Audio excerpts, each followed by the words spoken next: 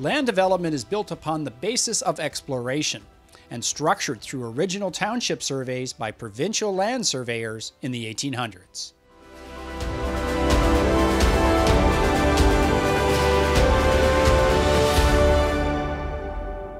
The original development of the province was driven by surveyors.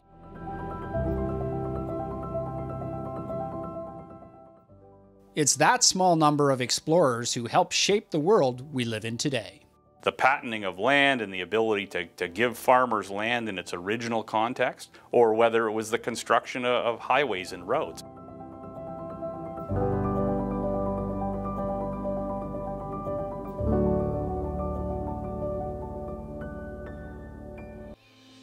The company is asked to examine a purchased piece of land. The issue is an apparent unopened road allowance that goes to the property beyond the actual road. When a surveyor is involved in a survey, there are obviously several steps, and you know, unfortunately, the public only sees one of those. They see when they visit the property, but they don't see all of the other steps associated with it. So, research is a big piece. When a surveyor is reestablishing a boundary, they have to rely on the best evidence that they find. Obviously, to uncover the best evidence, there's a pile of research, because best evidence can be documentary, it can be physical in the field, it can be observations or measurements that are taken on the site, but it's the whole array that come together in terms of coming to a conclusion as to where the location of the boundary is. The challenge is to find the 60 by 60 severance of property along a survey that has not been looked at for over half a century. The job of the surveyor is to retrace the boundary as to where it was originally established. So in order to do that, they have to do a land registry search, obviously, to determine where the boundary first was created. And they have to search right back to the original creation of the boundary, or the boundary creation event, as some people will refer it to. The maps created at the time have some variables that need to be fixed. For example, the side road allowance goes to an angle between the two concession roads, which cannot be correct. And that can be tricky, because unlike lawyers that only have to go back 40 years, or in land titles will look at the parcel abstract and say, okay, you know, Jack's the owner. In our case, surveyors have to go all the way back to boundary creation, which in many cases is back to the original Crown patent. Ownership in land, of course, is also somewhat of an unusual construct. We don't think of ownership of land the way you might think about me owning my pen. I own my pen because I say so, because I'm holding it and you don't. Ownership of land is actually something very different. It's something that is very important to understand, and especially in terms of the common law and how we have come to understand title to land. Everything begins with what we receive first from the Crown. That is where the patent comes in. Additionally, surveyors do research of other surveyors' records as well, because often they, during additional surveys, will create additional evidence that's available and may be able to relate back. The next step is to go to the registry office to gather the information on hand there, including any of the original surveys. In this particular case, the mapping may not be correct, and that will have to be addressed. Often there are conversations with local landowners to understand if in fact the fence was built on the boundary, or if there's a relationship to that, or a relationship of a building to a boundary, etc. It could be a relationship of a rock, for goodness sakes. I mean, it's a variety of information that comes in. So that's all part of kind of determining the startup research. Sometimes the diary notes outline that due to the terrain, the distances were estimated. That's why it's so important to look for the original evidence from the original survey.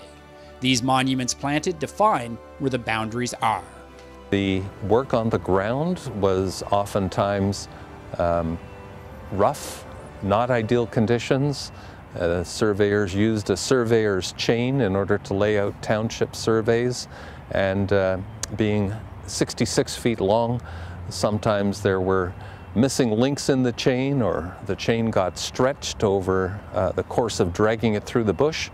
The question of accuracy is more relative today than what it is that we might expect in pioneer conditions. Pioneer surveyors in the 1700s did not have sophisticated measuring equipment, certainly no satellites with GPS.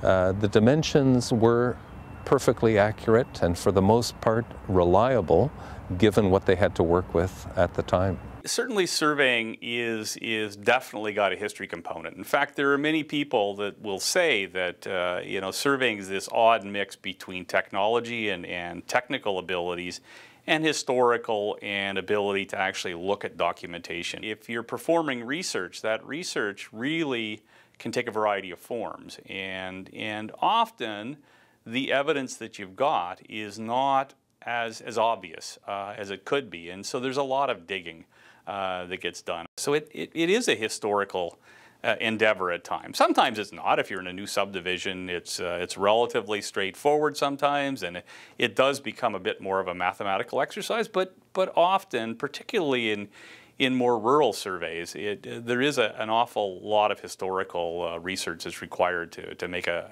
good determination of the boundary. Starting with the evidence they had, they found some conflicts. The only way to address those conflicts was to survey to the very end of the township boundary.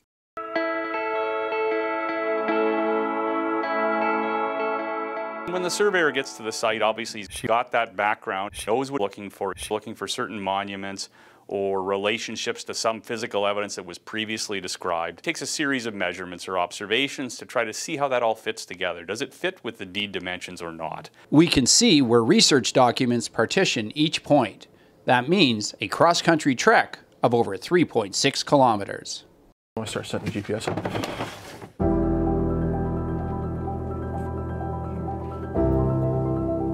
Research documents show the position of the previous severances and surveys.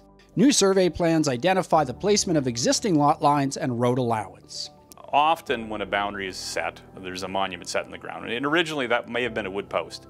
In modern era, it's a standard iron bar or an iron bar that actually depicts the corner. That is the primary evidence of the location of the boundary. And so if that's there in its original location, it depicts the boundary. In addition, surveys show a severance in Lot 18, Concession 9, another 2 severances registered in Lot 19, Concession 8, and the severance requested is in Lot 20, Concession 8. Our monumentation takes a variety of forms, mostly iron bars, but we also can use plastic bars with a magnet in them. We can use cut crosses, we can use bars mounted in rock, we can use pins mounted in rock. So there are a variety of forms of monument that are all prescribed by regulation. At this point, they find an old fence at the southeast corner of Lot 19. Should be right in line with this fence here, according to his registered plan. The crew locates the survey bar at this location. Nicely done.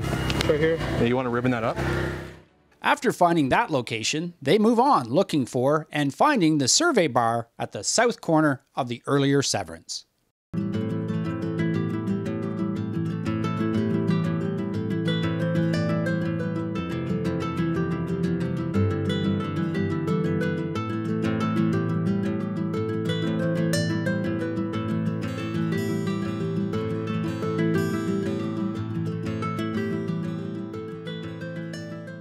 All right, Kajit, let's set the total station up here to find this back rock plug. This is the last known point of the survey for them to reference before beginning the 3.6 kilometer trek to the township boundary. Working our way north, we didn't really find enough evidence that we really needed to or anticipated we'd find.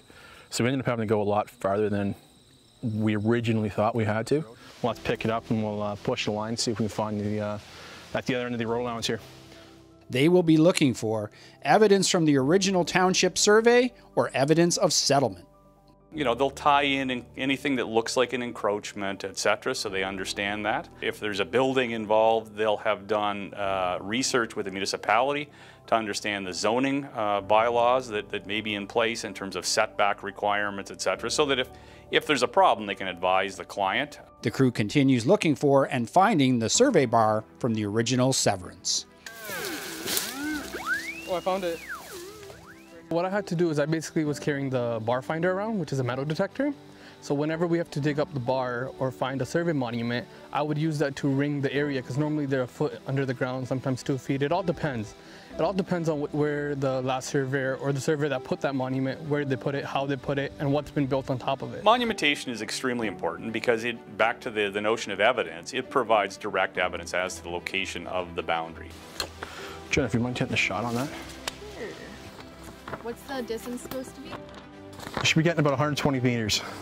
I had the GPS, so we were just using that to take shots on the bars and everything once we planted them or found them, and to help us navigate to the spots. The crew analyzes anything they find in the event it may relate to settlements or possible boundaries. Fences can be unreliable for surveying. They may represent boundary or could just be random fencing for livestock and other purposes. And it's the surveyor's role to sort through those discrepancies and find the most likely location of that boundary, considering all of that evidence.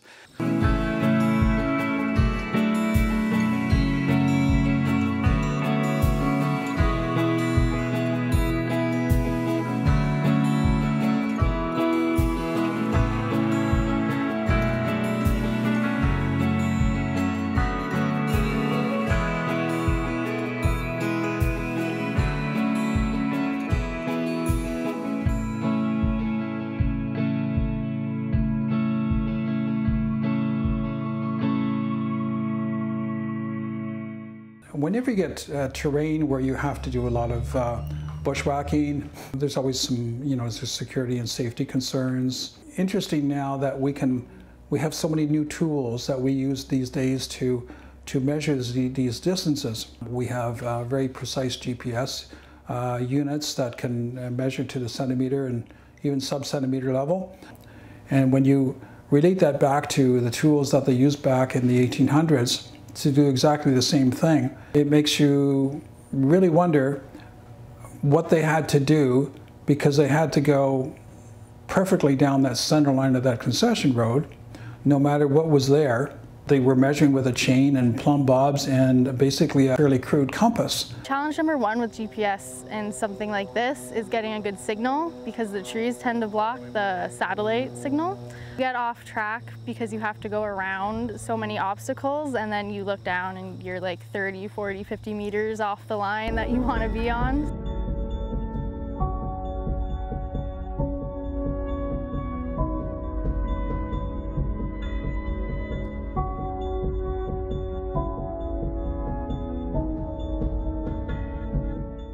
Around each theoretical lot corner they pass, the crews look for any original evidence of the corner existing. Terrain really changes and gets to be quite the challenge at times. Well, let's hope it's solid. We really did get the true northern experience, where you got your rock, you got your low areas, your swamps, your floating marsh, your muskeg. You kind of get everything in one package in this scenario. The crew encounters a steep cliff. Unable to traverse it, they have to go around to reconnect with the original road allowance. Looks nicer than down. Definitely around. All right, 2 against 1.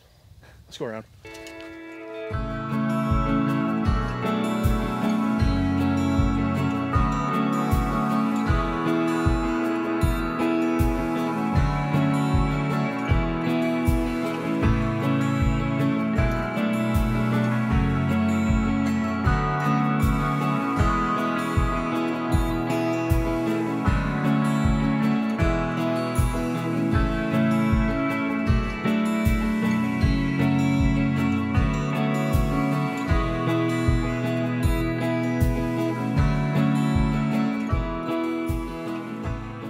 You do kind of get that overwhelming feeling. It's kind of nice to do that, and sure, it might be a little daunting when you come up to some of these different terrain changes, but it sure is rewarding when you get to the other side of it.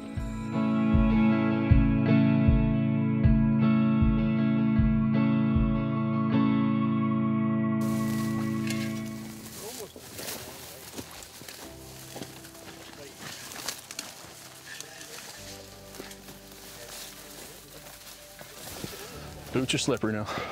Definitely intimidating, looking at the landscape and how far you have to go to try to find this one little tiny thing buried in the ground. But it's definitely interesting and a good challenge. You've been up here?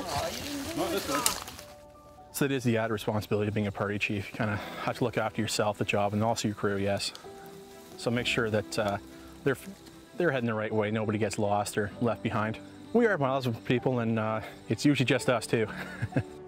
The crews continue through dense forest and marsh, looking for the original survey markers at the intersection of the township boundary and Concession Road. Hey Jennifer, we found the wood post. It's really cool when you find something that old and kind of you can look up like the number that's on it, the surveyor number, and see who planted it and refer to the plans and when it all went down. So it's really cool. The markings of the lot and concession were carved directly into the post. This post represents the center line of the road allowance at the township boundary. It would have been originally planted in the 1850s on the very first survey of the township. All right, Jennifer, let's get a shot on that retracement bar. This data will be collected and returned for analysis. This is the retracement survey done. We can now build the road allowance and finally complete the severance we're trying to do. With all the evidence found from the township retracement survey, including the markers from the 1800s, it is time to determine the exact location of the boundary of the road allowance. You pretty much just want to upload it from the data collector onto the computer, and then we can see the file and kind of like adjust anything that needs to be adjusted and just get a better look of what's going on. At that point in time, obviously there are a series of calculations depending on the technology that's used. It can be fairly complicated, but often there are mathematical adjustments that are done because we can't measure perfectly. We can only measure as good as our equipment is. It's quite accurate today, but obviously we're then trying to compare with stuff that was laid out with an old chain or perhaps a steel tape measure that doesn't measure perfectly, and so it's a matter of trying to adjust all of those observations. And then that ultimately then gets translated into a plan of survey, and that plan is drafted, and then that starts to become something the public can actually see. Crews will go back after the lot lines are recalculated to set the bars of the severance. The other part is actually establishing monumentation, and depending on the survey and the crew, that might happen at the same time of the original field visit if they have enough confidence in terms of the location of the boundary at that point. It may happen there, or they may have to return to the site and perform further calculations, go back, lay out some monuments, and actually establish them on the boundary. Often when they're on the site, they'll leave marks, whether they're stakes, and the stakes are not usually the location of the boundary, although they can be. They can be on the line, but often they're marking a standard iron bar or some other formal monument.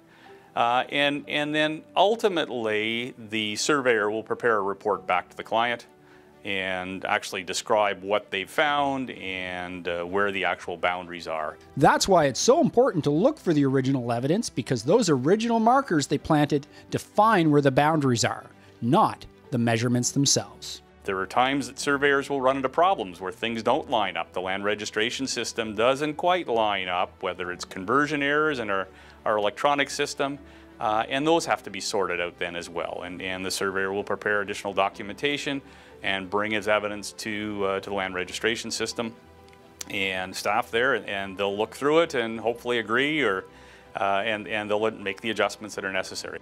Once all the field work is finished, it is time to create and print out the survey plan, which is filed with a report. The client has a legal documentation to complete the severance and make sure the boundaries are clearly defined. And it really depends on the purpose that the survey was performed for. If it's performed for a new severance, then there's a formal document that's prepared, that's put into the land registration system, that then verifies that in fact these are where the boundaries were created, and ultimately they'll be associated with some type of document that will transfer ownership and will generate that record in the land registration system that someone actually owns the land. The survey that you saw actually also sets up a set of new boundaries and a set of new owners and a set of new potential for development and further enhancement of our landscape and further protection of our landscape. And the public can now rely on the work of the surveyor to take advantage of that and move on with their lives.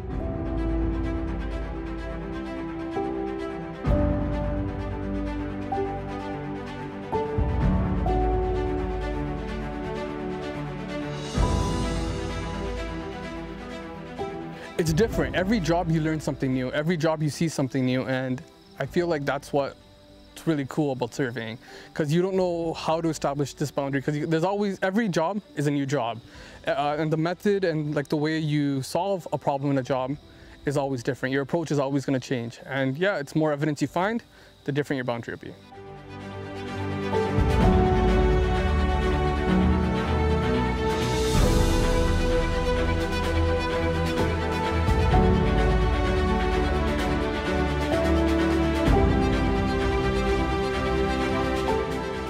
And it's not like you're stuck behind a desk or anything like that. Your scenery or your environment is always changing. It's not always repetition. You're not sending out the same emails to different clients. You actually get to experience or go outside. You get to see different things. You get to go back and search for evidence that's back from original surveys back in the 1800s, and it really makes it fun, kind of rewarding to find what they left behind for you.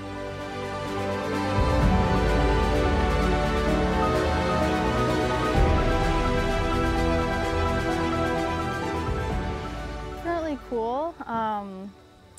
Yeah, big picture, you can kind of actually feel like you're, contributing to something overall when you see the end product of a plan or whatever it is you're doing, so it's nice.